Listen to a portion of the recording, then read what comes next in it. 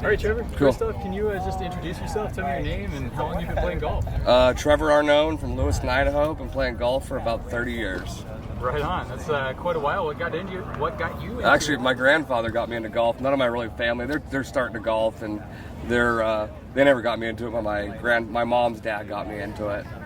So yeah, it's pretty awesome. Would you go out there with him? Oh yeah, we'd play together, and we played a lot at his old club and everything. And now he lives closer to us right now, so I used to play with him quite a bit when I was in town where he was at. Did he stop playing with you because you were beating him every time? Pretty much, yeah.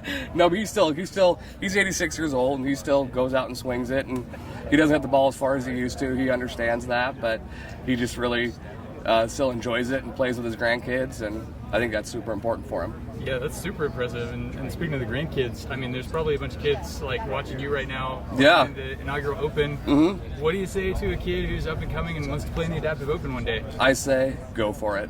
Don't let anything hold you back. Don't let anybody tell you can't do something, because, in this world, you can do anything you put your mind to. I know it sounds cliched, but I do think that it is important for kids to have that confidence to say, hey, you know what, I can do that. Hey, I can hit that, or I can be there. I know I can do it. And if they have that mindset, nothing will hold them back. Absolutely, and I think it definitely helps to see people on TV who are doing it, and they're like, hey, I see someone representing me. So what does this mean to you, and what would it have meant to you when you were younger to see an event like this? Oh, freaking cool, because not all of us, there's a lot of us that are really good at golf. There's a lot of us that are fairly good from the back tees, and I think that what this means to the adaptive community is it allows them to showcase their skills, and because there are a lot of good players out here. I'm just flabbergasted how many good players there are, and I live in a small town, so I'm very sheltered on the competition and the competitive levels. I didn't even know there was disabled opens. I didn't know there was adaptive opens, even other than the USGA, Inaugural. So I didn't know anything about it until I met a lot of the guys and gals, and they told me, well, this is what they're doing. I'm like, whoa, I didn't know that was such a thing. And the funniest thing is, I don't have time to do it because I got to work, right? But for some of these folks, this is their job, and I think that's awesome. I mean, why not take advantage of what you're good at and what you're passionate about?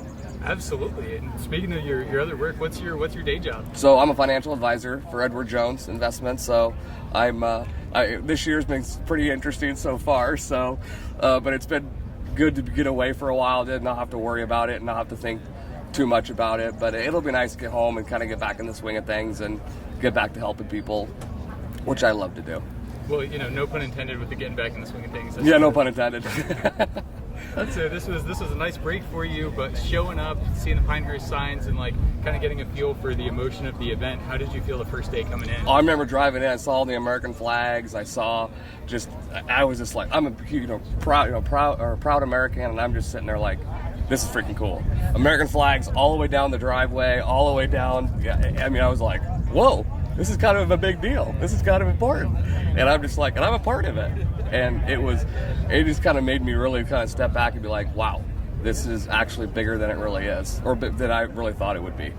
Absolutely. That's been my experience this whole week, to be honest with you. I've been blown away by how good the golfers are. How did you feel about your own performance over the I could have played better, but I'm from on the west side of the state, so we don't have grainy greens, we don't have slopes and all this. I know my caddy saved my rear. I probably would have shot 120 if just because the greens I had no idea. I had no idea how hard to hit it. I had no idea which way it was going to go. But my caddy Tony just saved my rear, on how these greens work. I'm just not used to it.